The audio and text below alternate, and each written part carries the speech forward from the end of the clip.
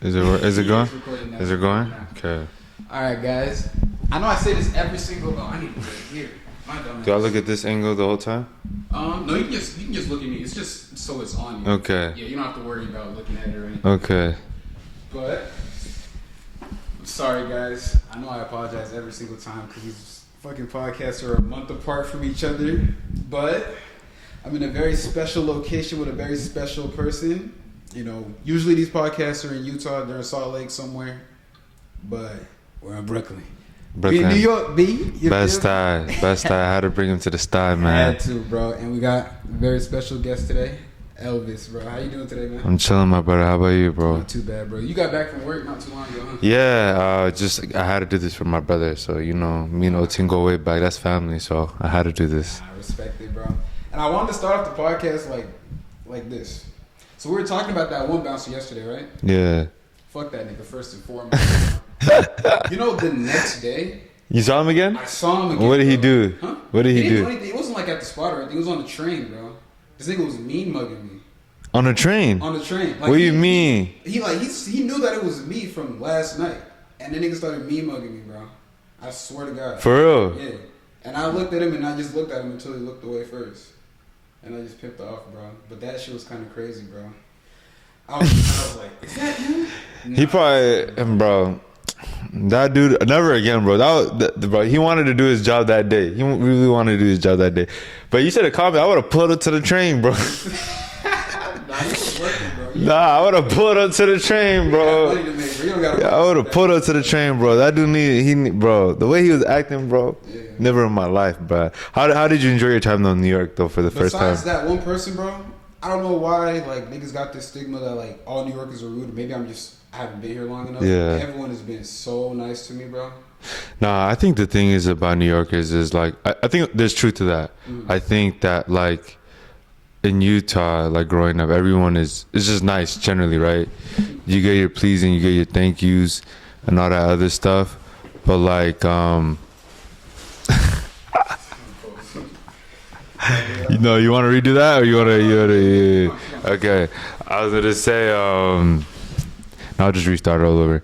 I think like in Utah, the thing is everyone's just genuinely nice. And I think that at the same time, it loses the merit of like, are you being genuine or are you just being nice just to be nice to me? You feel me? So I think that over here, like New Yorkers are rude. It's because it's a big city. Like whenever you're in any big city, people got time. Like time is of the essence. People got time. Places to be. Yeah, places to and all that stuff. But like I think that like when they really rock with you, they let you know that they rock with you. And I think that it's the only place where you'll see a celebrity, people don't care. But then at the same time, too, if the streets really like you, you will feel that. You will feel it. And I think it's like it's one of those unique places like that. It is, cause I mean, like one example of that, like I was in Michael Mary with Jesus and Paper. Yeah. Two friends that came out on the trip with me. Him, shout out Jesus. Paper and Trey. Yeah. All four of those boys popped out with us. Akita and Cydia too. Shout out to those girls. But yeah, no, we were in the Michael Mary store and the nigga Michael Mary was there and niggas was just shopping around like he was just a random, bro. And I thought that was so crazy. Nah, it's just like that, bro. You go to Soho. I mean, you're in Soho. Yeah. And that's normal. You go out. You know, crazy experiences. I was just playing soccer with Kid Super. He just pulled up. Are you serious? Yeah, this is back in like fall fashion week. I was just playing soccer with my homies, and then he just joined our team. He started playing with us. And, yeah, he's nice. He's nice. He's very, very nice. And those who know the New York City footy scene, he's like tapped in. He used to play like ODP for New York. So yeah, he's way good. So a lot of his guys went to go play college ball and everything. So like when he pulled up and just played, it was just like, yo, this is normal. And then took a photo with him, then that's it. Also, side note, I have a question to ask. This is for the Sudanese community back in Utah. When did y'all shift from calling me Lomoro to Elvis? Because one thing I noticed that's very unique is like, you guys don't do that to my siblings. You guys only do that to me. Like, you guys don't call Abba Dharmaris or call Akita Faith, but you guys only do that to me. And for me, personally, I love to be called Lomoro. I would prefer that. Yeah. But I also understand that like, yo, when I go outside the house, most people know me as Elvis. But I've always said, yo, I want to be called Lomoro, especially by my family to retain like my culture, my identity. But I've always wondered why. It It was because it was promoted heavily on, because you know how on your Instagram you have like different phases. You got like Oluwa Elvis. you got different nicknames. Yeah. So I remember that Elvis. I'm Pan-African. Yeah, I'm Pan-African. I remember the Elvis phase when you were like, you were talking about it, and then you changed your name to it. You changed your name on Instagram to Elvis.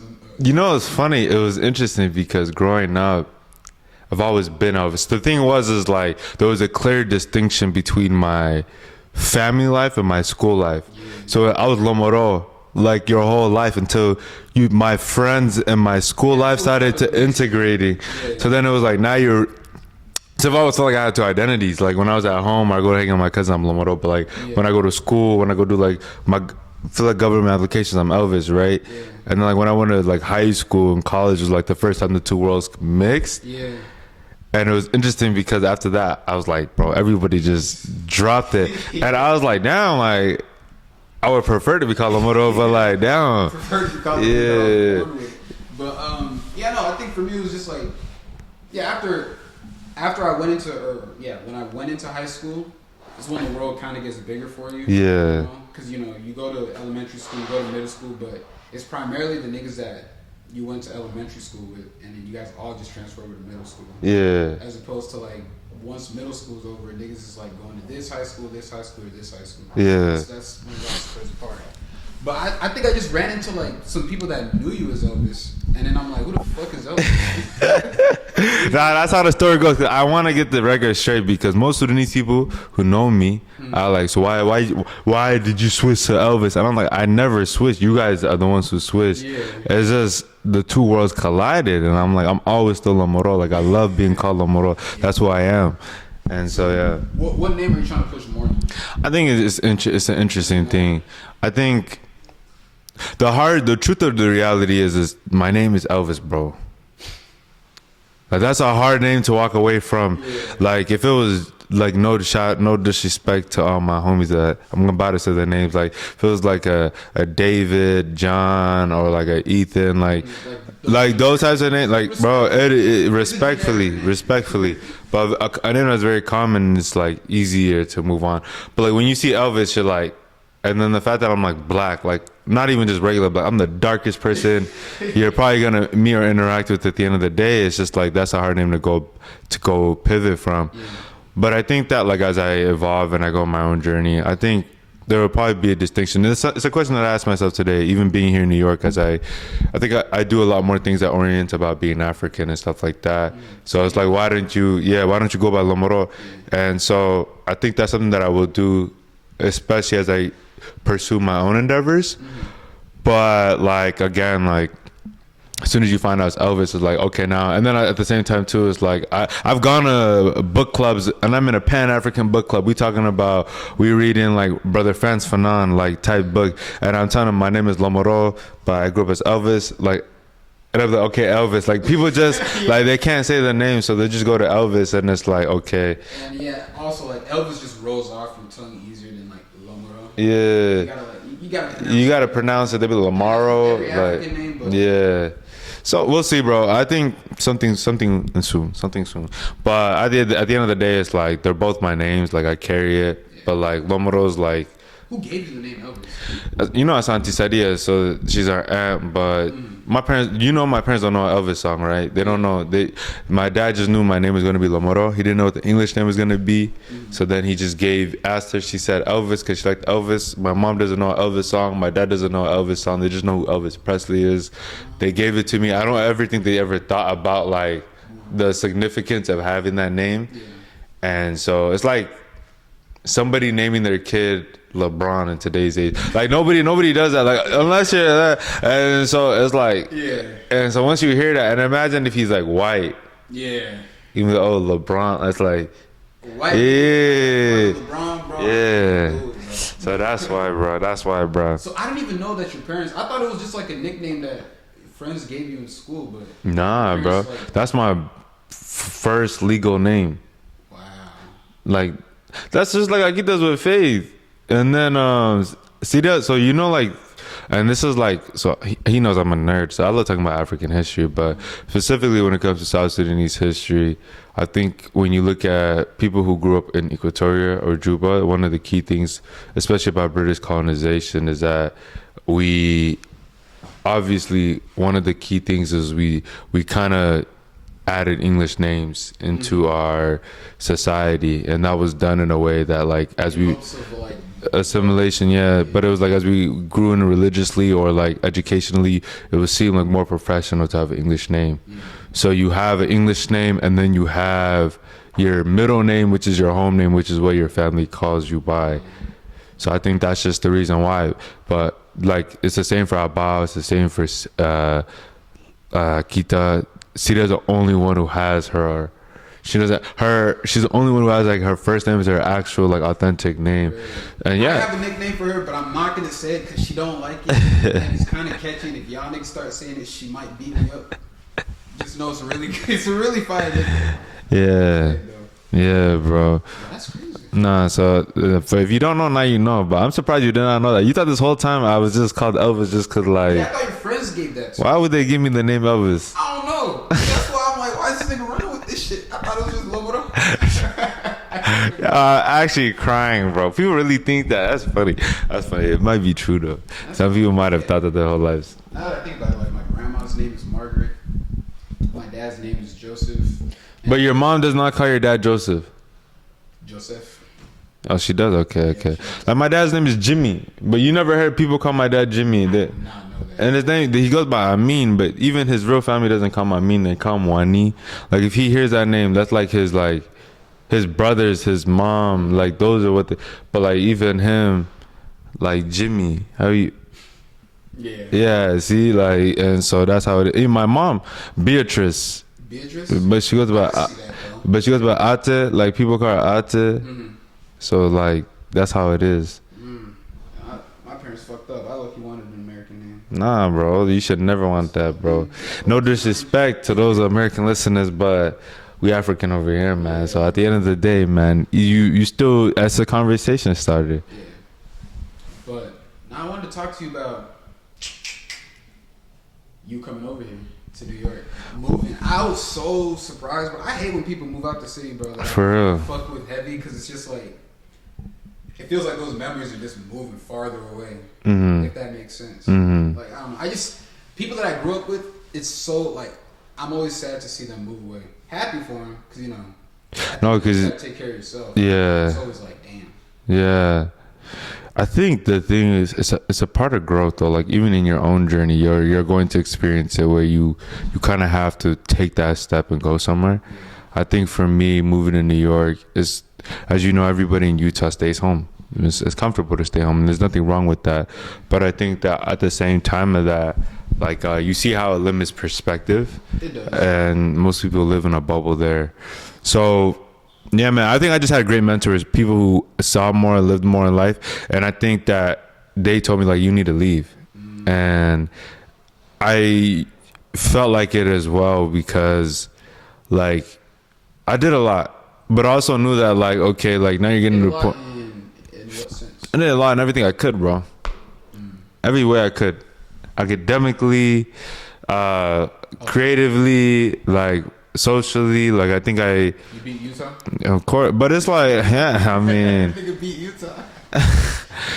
we're the hometown kids. Like I don't think it's that. The city's only 300,000 people. Like we're the hometown kids. We grew up with everybody. We knew, like we know everything. Like you saw everything. Yeah.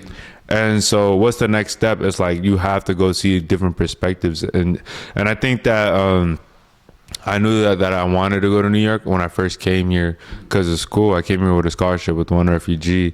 They brought a bunch of kids out here. I never thought I was ever going to leave Utah, I'm being honest with you. I thought I was going to stay. I thought I was going to stay my whole life. Like, why? There's no point to leave. It's so comfy and it's great. But, like, I came and I was like, yeah, I'm leaving. I'm coming to New York.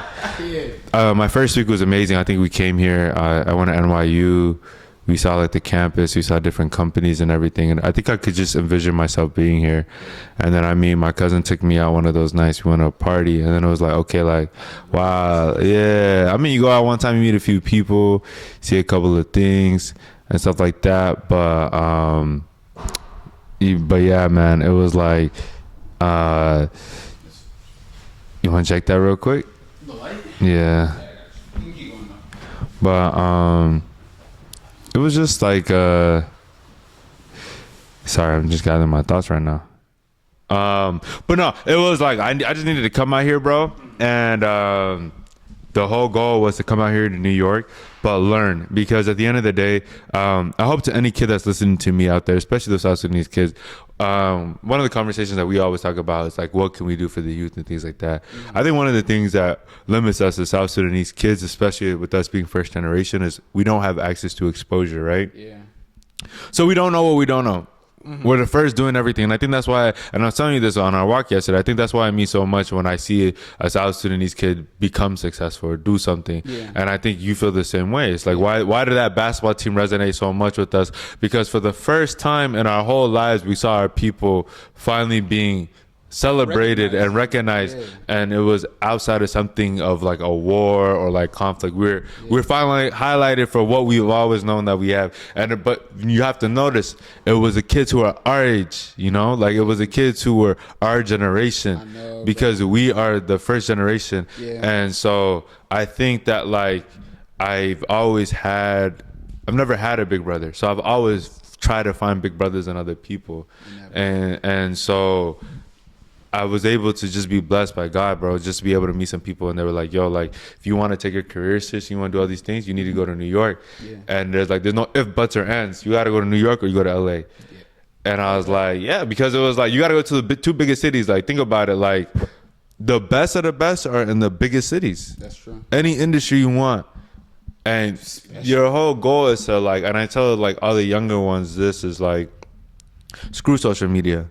Like, at the end of the day, like, I know people are probably watching this through social media if they're paying attention, but like, I think one of the key perceptions, especially as young men, that we face with is that we think that we have to have everything figured out. The truth of the matter is like that your 20s is the time to figure that out, because when you're 30 essentially is when you should have everything figured out, right? And most entrepreneurs, when they start a business or when they do something, successful ones are around the age of 30, right? 30 to 35.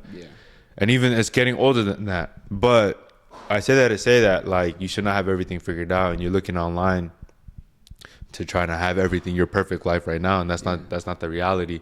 People drive themselves to depression because of that. And so I had wiser mentors who were in those ages, and in fact, mid 30s, late 40s, early 40s, mid 40s type beat. And they were like, yo, like, you just need to learn, but you need to learn from the best of the best. And it's just like, we need to go where the best of the best are at, which is New York or LA. And like a prime example is, we all know, we saw that Luka Doncic and LeBron trade, right? Like, the biggest winner, as everybody knows, is the Lakers, but like, is Luka Doncic, because why? He's going to the biggest city, the biggest team, market, working with the greatest player ever, most storied history. Yeah, so he gets Boston. Like, he's gonna learn like 100 times more, and so like it's gonna just help him in his career and as he grows as an athlete and everything like that.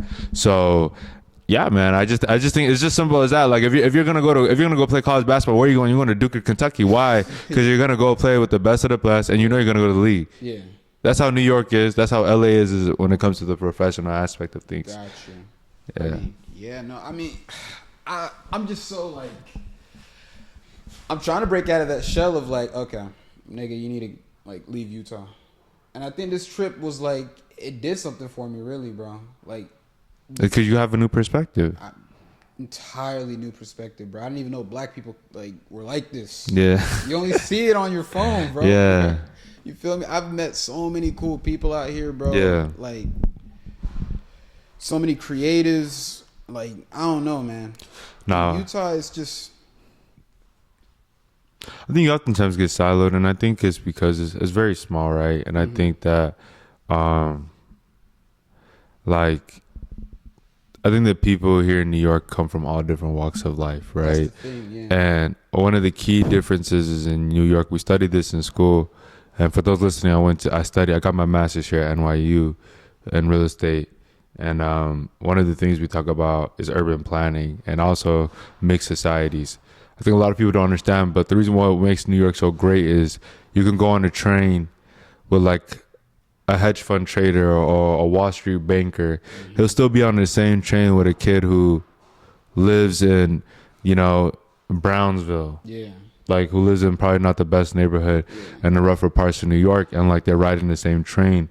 They probably gonna go to the same Dunkin' Donuts, go grab the same coffee. Like, you share spaces with people from different walks of life, and I think because it's so big but also small in terms of size, you're sharing spaces with multiple different types of people. So that creates that creates opportunities for different perspectives, seeing life through different lenses, and like honestly, like discovering different realms of society where you don't get that in Utah. Utah is like, you live in West Jordan, you stay in West Jordan, you go to your school, you go, like, you're siloed. Whereas everything here is because of so many shared spaces, and everything has to be shared because it's way too many people.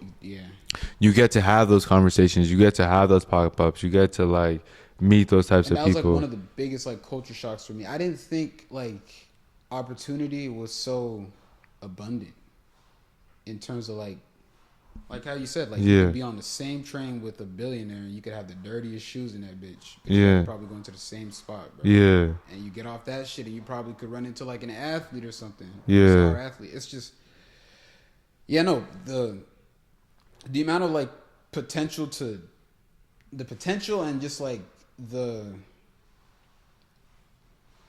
potential to be something, bro, out here. It's just the energy. I think it's the energy, they say the second best feeling is leaving New York. The first best feeling is coming back to New York.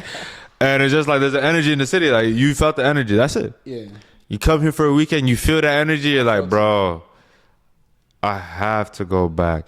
And like, that's why I tell people, like, at the end of the day, like, that's what we suffer as a community, is we don't have opportunities to exposure. But then once you get it, you're like, bro, I need to leave. So when did you realize that? And then when did you decide to make it like kind of your personal responsibility to be like, I gotta show these younger kids in Utah what it's like to really leave and like experience the world for real?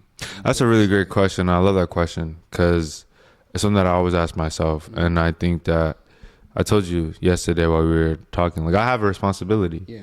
And we all have one. And we all have one for sure. And I think I recognized mine early because, like, it was obviously because I was in leadership positions in high school, right? Like, for me, the goal was to be like, bro, we're the first South Sudanese kid. We're the first black generation in the state of Utah, first and foremost. So anything we did, it was always like, we're the first, right? So like going into high school, like, okay, I'm in student government. Now I'm the first president of my sophomore class. Now I'm the first of my junior class. Now I'm the first of the, So I've always was like, okay, like, bet I'm about to put on for my people because, like, my dad, like, he was always involved in community stuff. So he always made it an effort for all of us to like, you got to be outside. Like, I always tell people, I'm outside. I don't care what that means to you. If you think, I might be outside at the parties, but I'm outside with the people. Like, I take that in multiple different ways. But I'm outside. Like, I'm with the streets. And it was because of him. Like, he was always outside doing community stuff. As you probably know, your father was doing the same. Like, they were organizing and stuff like that. So he was always like, bro, like, you have to be a leader. Like, he would force me to do stuff, or like, you need to be a leader. And I think I just like I'm not gonna run away from it. I'm gonna do it. But then I started seeing the difference between like me and my other cousins. Like, and we started talking. We obviously talk about certain ones with you in private, but it was like, yo, you could see them. It's not like they're bad people. They didn't have the same opportunities that I did. Right? They fell down the wrong path. Exactly, and it's like I can't knock them because they got to do what they got to do. But it was like, I'm going to show those kids that, yo, this is how you should do it as well. Like, as well as like we see on the media, we know how they portray black men. Like, we know how they talk about us. We know how like, let's be real. Most guys think you got to be a hooper. And if hooping doesn't hit, you're about to be, it's the streets. And then now people are rappers, or they're starting to go to clothes or like other stuff. But like, you don't have, and I was like, yo, nah, I'm going to show them how to do it. And so I see it like getting bigger in Utah, bro. I see more of my friends that I thought were like reserved and quiet start to step out and make videos. I'm seeing like people expressing online like how they want to. It's it's definitely happening. I'll say that though. For sure, and it is like, But it's not happening like it's not happening for the. Well, I wouldn't say it's not happening for the Sudanese community. It actually is, but more so of that is like non-Sudanese people. yeah, But I'm just speaking like for Utah. nah, for sure, bro. And so, yeah, man, I was just like, I'm always the first, and I'm always in these spaces, and like, it should not just be me, her. Mm-hmm. Like, if I always say this to myself, if I didn't like create an opportunity for somebody else like me to come into this like in the same space or same shoes, then I failed. Like, the whole goal is for you to put other people on. Like, once you get, like, you should always make the path easier for the next person. So like, that's my goal. That's what I've always done. So that's why I was all like, okay, that's my responsibility. So then now knowing that, I was like, I'm not gonna lie, like I told you, like a part of like, I'm hardworking, but I always believe this. You always have to put yourself in positions to be lucky. So I feel like I've always put myself in positions to be lucky, and life has rewarded me in that way. And obviously that's God, man. That's up to the Most High. So then it's just like, could you give an example? How would you like putting yourself in the position to be lucky? How would like what do you mean by that? Bro, I'll tell you the truth. The reason why I got in New York, right? The reason why I've been here and able to go to school here is because I got a scholarship. Yeah. Like, I got a scholarship for housing. The real truth of the matter, now I didn't tell most people this. Most people don't know this. This is the first time I'm saying this, but like, the real truth of the matter was I wasn't supposed to come to NYU. Like, my family can't afford it, bro. Yeah. Like, my parents, my mom works 2 jobs at the airport. My father works at a manufacturing plant, and Salt Lake, like, he just, like, my parents' income combined, we still qualify for FAFSA and stuff like that. Like, they didn't make a lot of money. So I knew I wanted to go on like real estate, like the finance side of everything. Like, let's be real, we're colored, right? Like, we don't have money. So you have to go get a master's, and you also have to go work at a really great company. That's just the reality of the world that we're in, unfortunately. So I knew what I had to do, but like, I don't have the resources. My family doesn't have the resources. So I got at NYU, and then I worked for a good family friend of mine, and he was a real estate developer. And so he was like, yo, like, I know you're going to New York. I went there as well for my graduate school. I'd love to like just help you. I know your family story and everything as refugees and stuff like that. Like, I'd love to just lend a helping hand and just let you go to the city just to go visit it. And so he got me a ticket and a flight out there, like a hotel. One, blessed, right? But I got myself in that position because I reached out to him. I reached out to him on LinkedIn. I'm like, yo, I see what you did. I'm trying to get like you, big bro. Like, can we go link up? I'm trying to be like you. Can we go link up? And then he's like, yeah, come to my office. We chopped it up. And then he was like, yo, like, if you ever need an internship, let me know.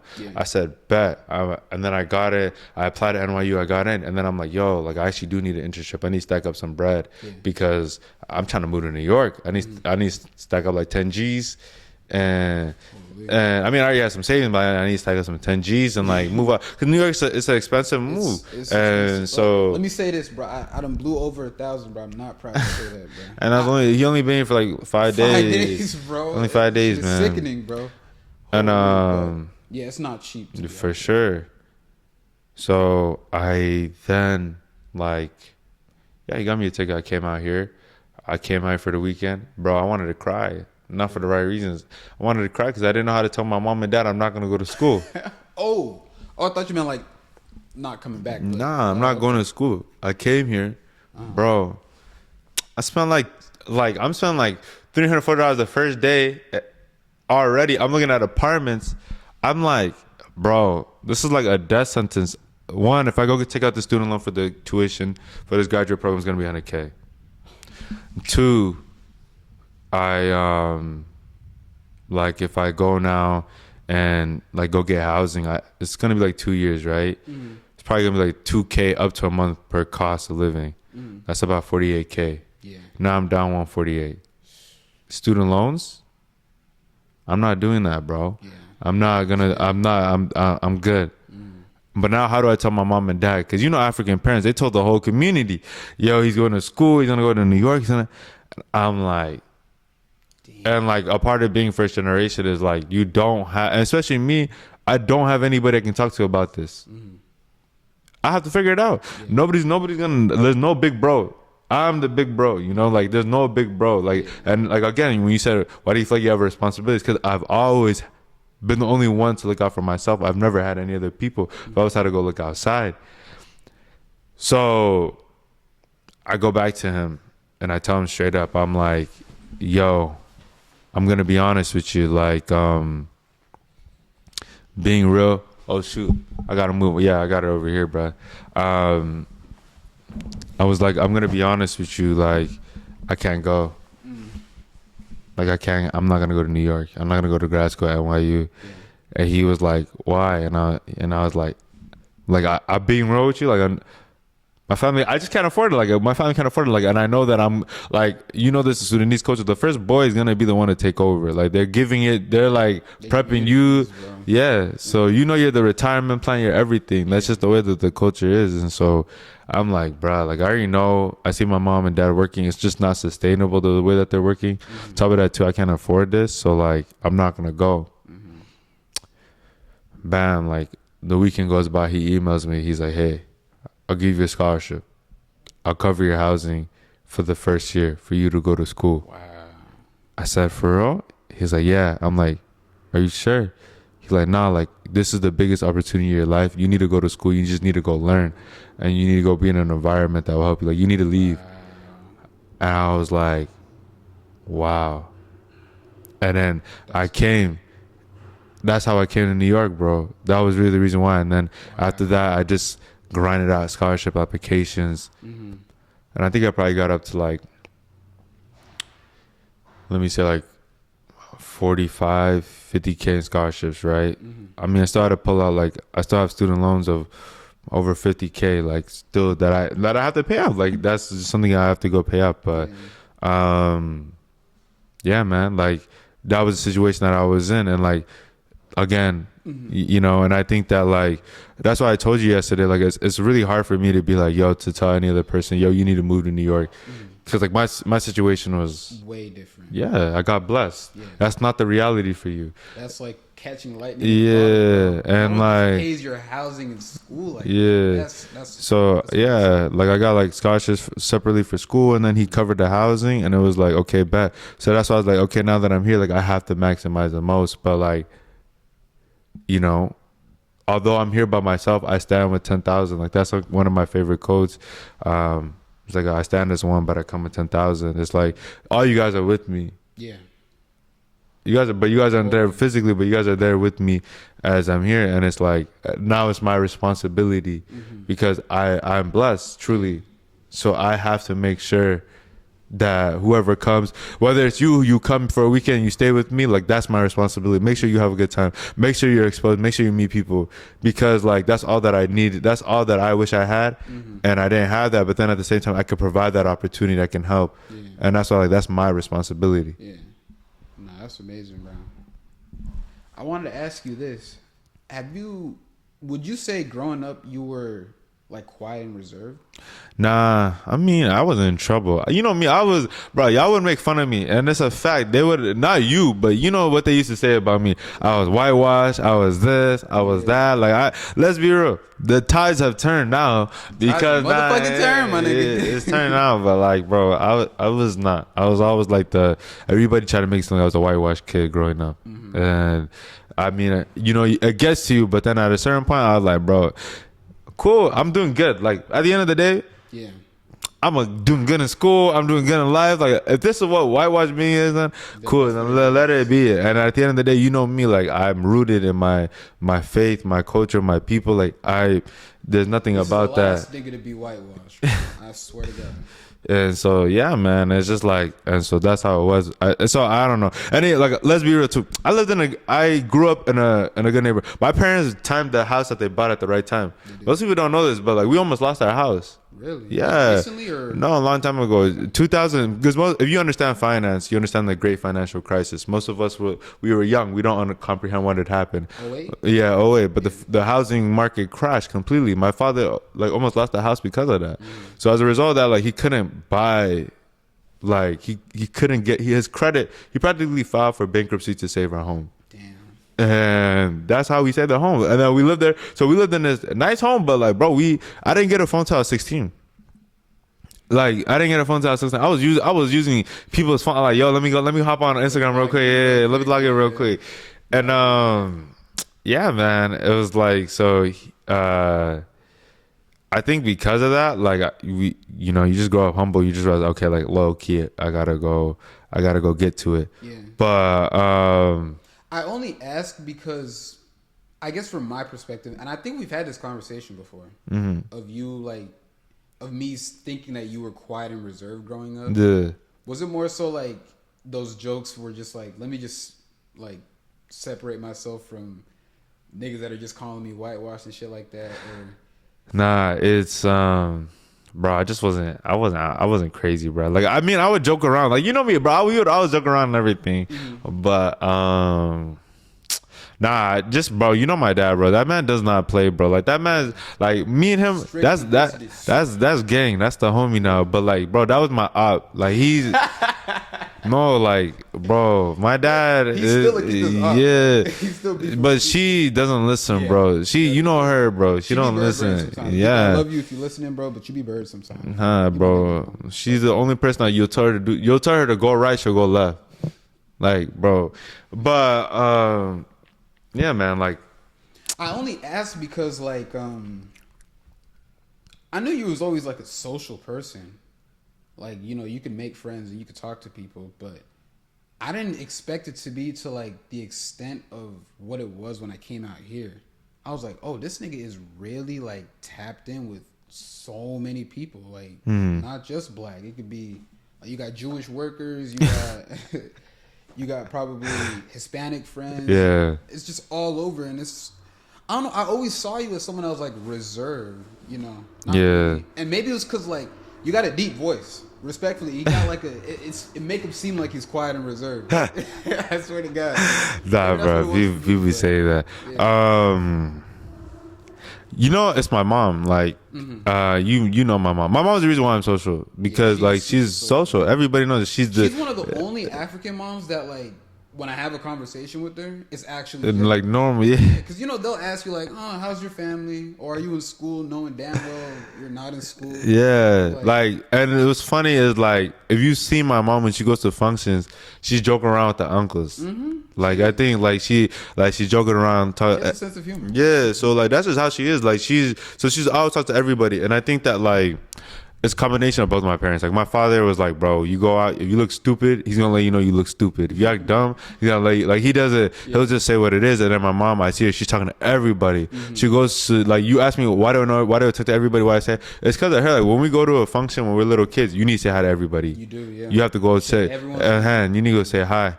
Okay, now when we go out, you need to go talk. And then I think that like that, but also I've always had this compassion in my heart because of my mom. Like we were like, if she goes to certain spaces and she doesn't feel like she belongs, because like her whole life, like she didn't go to school, she doesn't work the best job, so she feels like she just wants to be reserved and take a step back. And so as a result of that, for me, I've always like tried to seek out people who like my mom. Like if I go work in the office, I'm gonna say hi to the guys who are cleaning the doors, the guys who are opening the door, because that's my mom.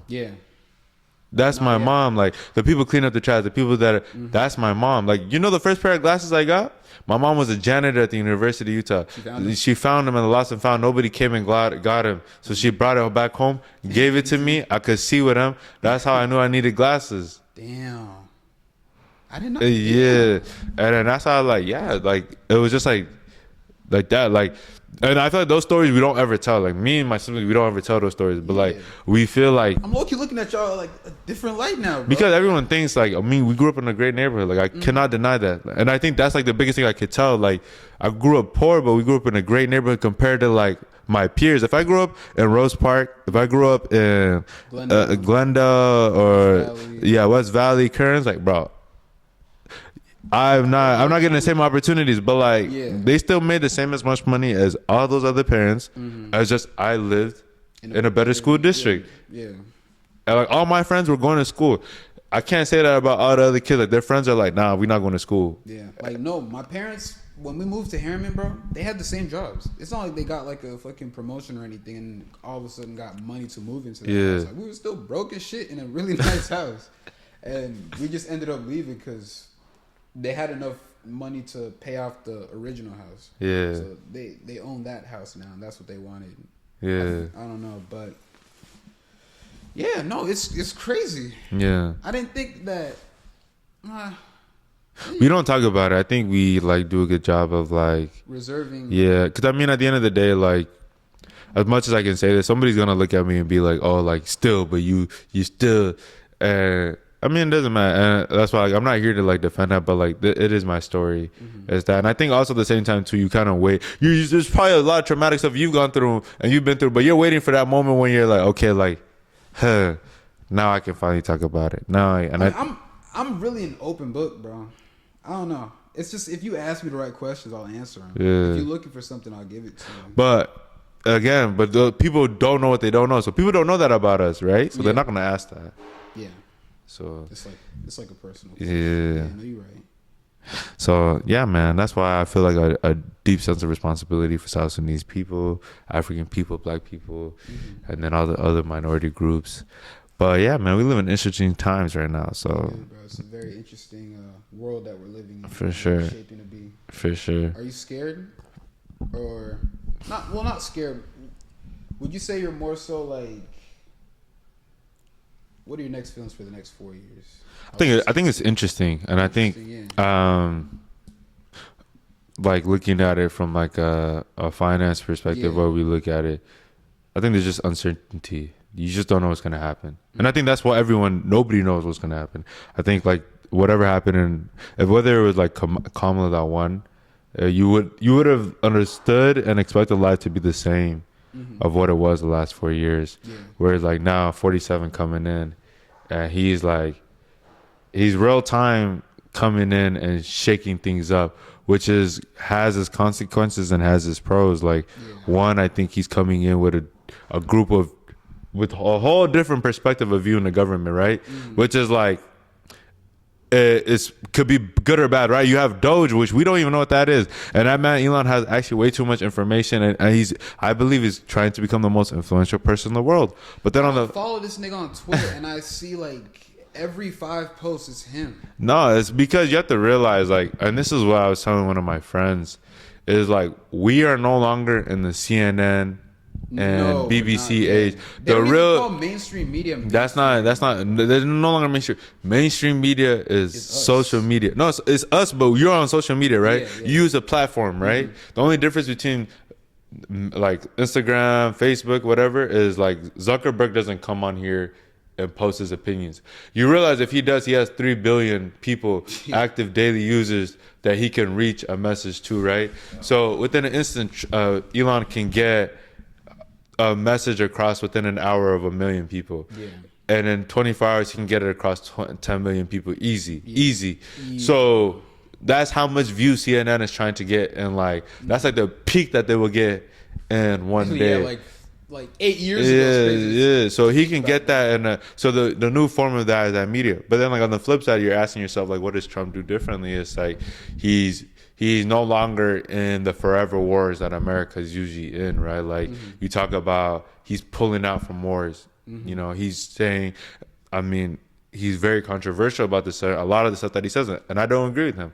But it's like, you're no longer like gonna hear the same like, oh, America has to do this, America has to do this, where he's like, nah. No, we're doing it. It's that we're gonna do it. We're gonna make it happen. Yeah, we're gonna make it happen. Or he'll be like, nah, like, why are we going to war? Like, he was the first person to be like, bro, like, this is stupid. We're done with Ukraine. Like, why are we fighting over helping these niggas, and we got homeless niggas here, bro. Which resonated with most Americans. I gave a homeless nigga $2, bro. He was white, and he fucking had like black all over his face, bro. Like, it was so crazy, bro. It's like, yeah, exactly, and I think that. And then you see the amount of money that's thrown into like homelessness, bro. Yeah, it's just like, it's like, I think that, bro, and I think, I don't know, man. On one end of me, that guy's gonna enrich himself. On the other end, it's like they're gonna shake stuff up. Like, everything's being shaken up. It is. So at the end of the day, it's much bigger than him. What he's doing in these 4 years is not going to be captured fully until he's gone. Like, Yeah, we won't be able to see it all for what it is until he's gone. after he's gone. Yeah, so that's the real state of the matter. But yeah, man, in terms of as an African, as a black person, it's interesting because from a geopolitical standpoint, I'm a nerd. So from a geopolitical standpoint, I think that we can talk about East Africa. We talk about South Sudan and stuff. Yeah. And this was like there's a lot of stuff that I studied. But geopolitically, bro, you can do whatever you want. America is no longer the crusader who's going to like yo, you guys, we're no longer like the world police. Yeah. We're not the world police. No longer the world. Like, we're fully on if we want something, we're gonna go get it. But like, we don't care what you do. Yeah. At the end of the day, if it doesn't affect us. And so as a result of that, you're going to see other countries, and some countries are already doing it already. You're seeing like certain countries are doing like the land grab in East Africa. Certain countries are like realizing that they are way too undeveloped. They're not diversified away from like American or Western risk. So like they just cut off USAID, right? So like, think about it right now. Like, taxpayer dollars is going to South Sudan, going to go help fund programs and stuff like that for healthcare, for food security. And then you're asking yourself, like, one, why is my taxpayer dollars going over there? Which is very valid. Like, why? Because then at the same time, you could also say, like, why is my taxpayer dollars going to go fund a war and genocide, right? Like, why is it going there when it should come back here and help us as a priority as an American? Which is very true. And then on the flip side of that, on the South Sudanese side, you see like how that directly cuts funding and hurts people there, and it also makes these governments realize, yo, you're way too reliant on that, and so that's how it shakes up. And then it's like, if you're a country, you want to go to war right now. Well, you go to war, and you're seeing that happen with all these tensions and stuff like that. And as South Sudan, man, as long as that man, who stays in, bro, Kier, bro, we have no hope. And it's unfortunate to say that, but the truth of the matter is the man's coming close to his deathbed. They have no succession plan, and if they do, there's going to be resentments, because those who have a lot of capital built up are going to want to fight for power. So I think that there's another war coming to the country, and I don't think it's amongst the people, it's amongst the ruling elite, and it'll be them weaponizing and fighting each other to become. I think it'll be like a Cold War, in a sense that people aren't going to be done. Well, are you talking about like U.S. or South Sudan? South Sudan. Do you think they're going to have like their own version of like a Cold War where so Kier does eventually. Yeah, he passes away, bro. He passed away. That's what these guys are living. They're not living for the next 10 years. Yeah, no, for sure. And then you have these people that have all this capital and they're trying to grab this power. And do you see like. This is what me and my friends talk about all the time. It's like, the problem is like, it's an oligarchy, right? It's an oligarchy. There's like maybe say 20 people with a lot of capital in their hands. There's only one guy in front of you. When he's gone, it's only you 20, right? And each one of you are selfish. Yeah. Because you each believe you have the right to rule the way. And it's like, you now know that like it's me versus you now, right? When he's gone. And so that's what it is. It's gonna turn to, so they're gonna weaponize and mobilize their people, because their people are starving on the streets. And we just noticed, like, if somebody puts food in your mouth, and that's like what happens here in the U.S. in the streets. Like, somebody puts food in your mouth, now you have an allegiance to them because they feeding you. Now you gonna do whatever you need to do to take care of yourself and your family, and also make sure that this person continues to provide for you. And therefore, that means putting your body on the line, your life on the line. You're going to do it. So people are going to do it based on tribal lines, and they will go to fight and war. And so there's no path. Like, I've talked to people from my travels and education and stuff. This country has no path forward. It's not because of the people. The people are the youth, the people our age, they're educated. They want to move forward. Those at the top do not have no idea. They have no reality of when they'll let go of power. There's none of that. they're trying to hold on, and there's no plan for moving forward. There's no as let's just eat today. Let's eat. Just think of the now. Yeah, let's eat this because we fought 20 years for this. Yeah. And so yeah, bro. and so that's why I feel like we need to talk more about this as like South Sudanese youth, and especially because this is our country at the end of the day. And I think we have a responsibility, one, as people who are born in the Western world, but then two, people who are of South Sudanese descent. Yeah. It's like we have to go back. It's not fair for us to be wearing like fucking all these clothes, fucking all this shit, and then you got your same countrymen that are like they can't even find food to clean bro. right now. They couldn't when I was there, bro. When I went there January 24, that was such an interesting perspective, man. Really? It was like, cause like, explain or talk about it. I want the easiest way to say it is I want him to go see my people. Yeah. I was happy to see my people, but I was heartbroken when I saw how my people were living. Like, so this is the happiest moment of your life. You got to see your family. Yeah. You got to see all your people. You got to come back home. Yeah. And then you realize, bro, it's not even like they struggling. Like, it's not. And so it's different because you see the people who go to Nigeria, they go to Lagos, they go to like Ghana, Accra, like they go everywhere, right? They haven't did the December. They turn it up. Bro, I'm going home. I'm seeing my brother be the caretaker, taking care of like 5 little kids, and these kids are, some of them, like 3 of them are his. I would say 95, 8 kids, 3 of them are his, the rest aren't his, and they're his sister's kids that he has to take care of because they don't have fathers. And then at the same time too, like he doesn't have running water at his crib. They pay for jugs. The jugs they clean their bodies. They put water on themselves, stuff like that. I'm seeing my grandma fleeing the war in Khartoum, coming to Juba. My grandma feels like a stick, frail. I can feel her bones when I'm hugging her. And like, she practically has like cancer, bro. Like, and they live in a hut, a mud hut. And I'm coming home and I'm seeing this, and I'm like, wow, like, you know, like. Did it hit you when you came back, or did it just all hit you over there? It hit me over. I think it didn't really hit me until I shared it with my sisters. Like, I'm going through all these motions and everything. I send it back home. Yeah. They told me like they started crying. I remember I put it on my story. I just started sharing my story, and I just started seeing people's reactions.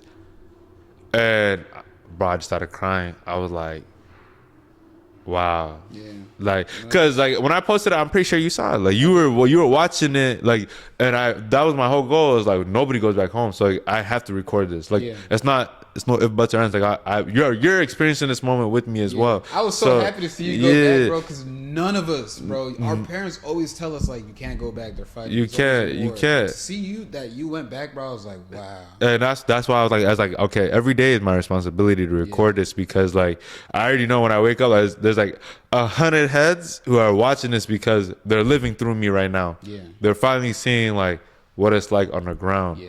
Cause we can only just like. You can only like go off so much with the headline, like, okay, yeah, we know there's fighting, but to really see it, to have you document that, bro. But you have to realize your people are happy back home. Like, as much as bad as it is, bro, people are happy. Like, I was telling my dad this, and I tell him this all the time. Like, your South Sudan, your home is like that of like 1994. Like, you guys are stuck in the past. Like, these people they're modern, right? Like, I'm there, they doing shisha. Like, kids, they got hookah bars, like little like made up huts to go do hookah.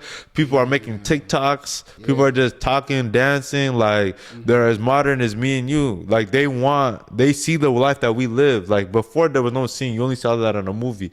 They see what we see in America. They see that we have Timbs, that we have Jordans. They're trying to go buy Timbs and Jordans. They're trying to go. They're dressing up, like they listen to hip hop music. It's just like we grew up the same. It's just you live on a different part of the world than I did. And when I realized that, I'm like, bro, like even my parents don't know this. Their home has changed. You know, like as much as they look at these videos and everything, like these people have moved on. And so it was like a sense of hope and optimism of like, like, yeah. It's just like the thing is like everybody's suffering. Like, and it was so crazy to hear that because like I live a good life.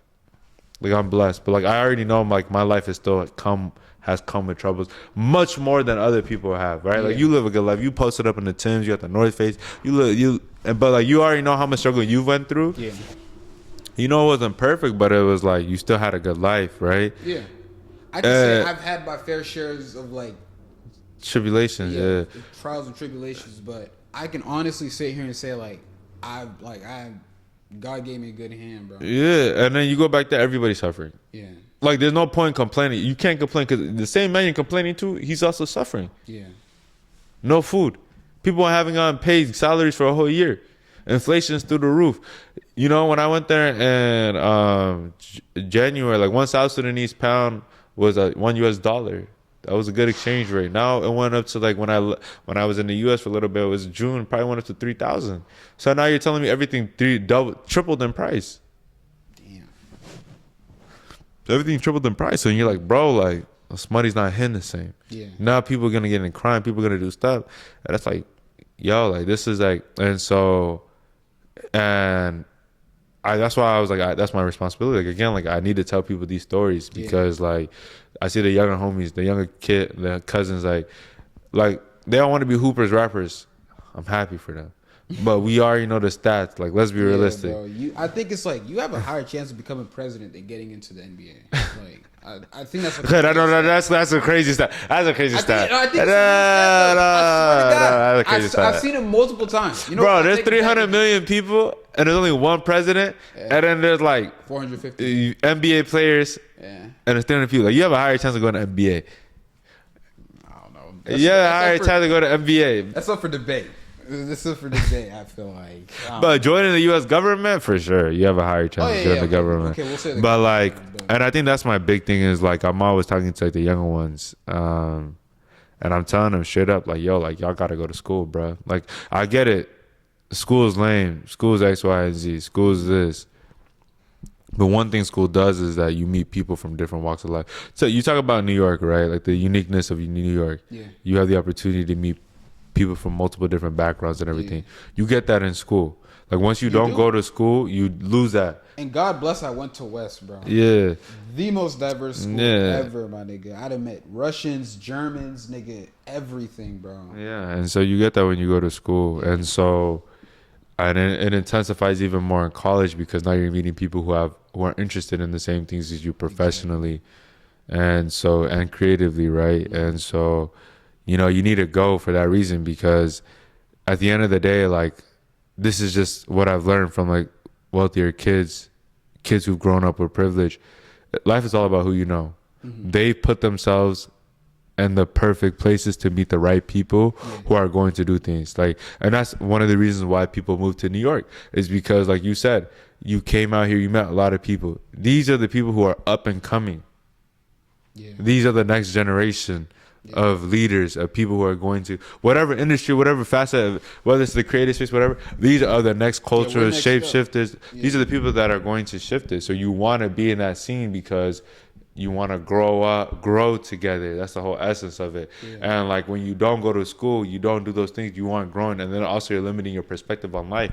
At the end of the day, those who succeed have the most exposure to opportunities and different perspectives. That's what we don't have, and you need to go to school to go experience that. You do. And so I always tell kids that because at the end of the day, like, yeah, we're tall, we're dark, whatever, but bro, maybe one, two, three goes to the NBA. Yeah. Maybe 1, 2, 3 becomes an actual successful musician. Everybody else, like, what's next? So, yeah, man. So what do you think about like how, because the argument that I hear for a lot of people that like that don't go to school is that they think like 70 or 80% of degrees are going to be obsolete in like the next 10, 15 years. So it's like, why even go into a field knowing that it's not going to exist? That's such a great question. And that's what, and that perspective that you talked about like how you can meet people or by going to school, and it intensifying even more by meeting people in like the same profession and shit that you want to do. I think that's the one part that they're kind of, at least young niggas, that's the part that they're like. They don't understand. They don't understand because like, they don't have. They don't regard. And I mean, the perfect example is like they didn't go to the best schools, right? So like everyone has that belief. Mm-hmm. Like I went to school, like I said, all my friends are going to school. They're thinking about their careers, right? Mm-hmm. When all your homies aren't thinking about that, then you're not thinking about that. Exactly. And so like that's a perfect example of like why you need to be in different environments that aren't like similar to yours. The truth of the matter is like that's like, yes, AI is gonna come and change stuff up for sure, and the rest of the world has to figure out how do we optimize and figure out jobs and things like that, right? Yeah. Okay, so then by that presumption, the only job you can do is physical labor, right? Like, but at the end of the day, like most industries still require human oversight, human perspective. Well, AI reduced the number of jobs out there for sure, but you also have to realize with every type of innovation creates more opportunities and jobs. Yeah. Perfect example of seeing this is like the computer, right? Think about how many jobs a computer wiped out. Think about how many people they used to just sit, save files, typewrite. Like, think about, we used to have people be typewriters, and then think about like all those other things like that. So you have to ask yourself like that's one thing that happened, but at the flip side of that, like computers have also generated and created a whole new industry called software engineering. And think about how many people have gone into software engineering, and it's created a whole nother industry called AI. And it's created, so innovation is going to continue to like create more jobs. And I think the thing is too is you also have to realize like career growth is like exponential. It's not linear. So everybody, we're all gonna start off at the same pay. But I promise you, when you're your mom, when you look at your parents right now, they're in their 40s, and you look at them versus those who went to school, there's a huge gap in between of the pay. That's all that was done was that one went to school, the other didn't go to school. And unfortunately, your parents came as refugees, so they didn't have the opportunity to go to school. Actually, my mom, I think my dad got. For sure. Yeah, he got his accounting. My bad. He got a CFA. My bad. My boy that guy. But still, you see how that changed his trajectory. Like, that's what it does. Like, people don't understand that. Yeah, you're gonna be complaining now. Why do I gotta go to school? For sure. When we're young, it's gonna be. But when you're 30, 35, you got kids. Bro, you're not trying to be working a very laborious job, and then at the same time too, you're like, you can't, you get siloed into a career, right? And you're stuck there. You can't pivot. If you can't find anything, bro, someone will find it for you. You just really hard to try and escape that and try to do what you want. And so you limit your potential earnings, your potential. And this is actually the route that I want most people to understand. The most successful people in America, I hate saying this, because even me, I want to do something entrepreneurial. But the most successful people in America, people who work 9 to 5s. Because at the end of the day, like a 9 to 5, the people who've actually become millionaires have actually worked corporate jobs. They've just grown up the corporate ladder and worked, and they've made that. But like this, is how everybody here in New York. This is when I knew it was different for us, bro, because all the kids that I know here in New York, specifically what they do is these guys have went to the best high schools. They go to the best high schools to go to the best colleges. Once they go to the best colleges, their whole focus is to go to get the best job, to go work for the 2 years. So now they went to the best high school, to the best college, to now go work at the Fortune 500 companies in the U.S., the best 500 companies in the U.S. They worked there for 2 years. After those 2 years, they then go to job hop to another company, work another 2 years, right? So now from 22 to 24, they work their first job. 24 to 26, they work their next job. They either move internally at the company, or what they go do is they go get an MBA. They go to grad school. They go get a master's. 26, 28. 26, 28, they go get their master's. At 28, these guys are going to go raise $2 million, $3 million, $4 million. Or they're going to go back to a corporate company, go work for another 2 years, 4 years. By the time they're 30, 32, bro, they're raising like 10 million, 15 million. They're already a millionaire. Oh, sorry, I thought it was... No, you get. They're already a millionaire. That, they have a roadmap. Like, that's the roadmap. Like, they're coming here. Like, all my friends, that work great jobs, they're coming. They've already like, yo, we're gonna get a great job. What we're trying to do is stack up bread. We're gonna work for like 4 or 5 years, stack up 400 or 500K, go do our own stuff. Yeah, go to another. Oh, go do our own thing or go to another job. Yeah. 400 or 500K. Like, we're trying to like, that's their mindset. That's a huge difference from what I see. For us, it's like, man, school's lame. Yeah. I'm just trying to go get bread, bro. You can go make 30K. And you might make 100K. But you have to ask yourself, is that sustainable? Yeah, is this how I really want to? Is that sustainable? Not saying you go to the streets, but like, let's say you go on TikTok, you go become an influencer. Unless you become the top 1%, is that sustainable? You have to realize, like, at the end of the day, who was popular 4 years ago? Not the niggas. You don't remember? Yeah, you don't remember that. Exactly. Yeah. You only remember like the 1%. Like, that's social media. You every 4 or 5 years, bro. It's a new cycle. Yeah. So you have to ask yourself that question, like, and so you have to build for the future, and I think that's the whole problem with social media and the younger generation is they're so narrow focused. Like, you guys are focused on like, I need to get bands up, I need to be up, but like, bro, it's not sustainable. It's not. And so that's like my whole thing is like, how do I tell them that? And the truth of the matter is, I'm telling you the boring thing. What I'm telling you is not sexy. This is not sexy. This is not eye candy. This is not, I gotta post on Instagram. I gotta put a little baby quote over this. Yeah. I gotta, have Rags to Riches playing in the background. Like, nah, this is real deal. Like, real life. But like, those who win life go slow and steady. Slow and steady wins the race at the end of the day. And also people this, like, if you go, like, the worst thing to do, and like, this is probably for you, is you have to realize, like, as you're creating this platform and this, you need to go slow. Like, who cares if you only got 100 subs this year? That's good. Yeah. Because like, if you go up the stairs and you go down 3 steps, that 3 steps, 4 steps is marginal. It is. You go down 3, 4 flights of stairs, that's substantial. Yeah. And when you blow up overnight or you do something quick, you didn't build a strong enough base and foundation to do it again. Exactly. And whereas like, if you took the time to do it, you now have the resources, the mindset, the perspective, the network to do it. And that's why I tell you, like, when you should be successful is when you're 30, because you have you put in the hours. You were in the gym. Yeah. You know the right people. Yeah. You was out in the streets. You were working with the right people. You now have some money, some cash, and you also have you have everything. You're ready to go. You know what you need to do. Yeah. When you're 22, 23, and you're trying to do all this, it's like, if you're trying to figure it out now, all in like just one. Exactly, bro. It'll fuck you up. Exactly, bro. It'll fuck you up. But yeah, man, that's how it goes. Oh, it's 9:30. Yeah, if I gonna lie, it's in my we might have to run it back for a part 2, bro. We do for sure. I have to run it back. I'm sorry, I just know, brother. Like, I gotta get back to bed. Like 90 more minutes. Yeah, he got work in the morning and all that. I appreciate you for coming out. Or do you want us to go?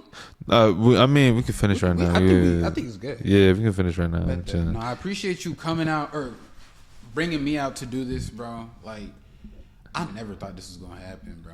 Yeah, man. He's in New York. I think it's a great conversation. There's a lot of jewels, and I'd be interested to see what people want to hear the conversation, how it went. I think we just went all over the place. Like, we went from talking about the world today, talking about school, talking about all different types of things. Yeah. So I don't know. I'm excited. I'm excited to see where this conversation goes. Yeah, no, that's how I want the basis of my like podcast to be. Just discussion. It could bounce from this to that, bro. I don't want like, and not to knock anyone that does do it, just, like, have set questions or, there's like I don't know, like an itinerary of how the podcast is supposed to go. You got segments here, segments there, but I just like having a conversation with a nigga just like this, bro. So it's cool that it's bouncing around. I like people like that. No, definitely, bro. So we're gonna tap back in, bro. We'll tap back in. You want to tap back in when you come back to Utah? For sure. I mean, I'll be there. We'll see if I have time, but I'll be there April 29th for the wedding. Yeah. So about to be over there. I'll probably be back in May again. So yeah, man, we'll figure it out. We will. I mean, If are you gonna be here September? Yeah, I'm gonna be here in September. I'll probably pop out for Fashion Week then. I bet, bro. Do a full year recap. I bet we will, bro. All right then. Thank you for coming by. Anytime, my brother.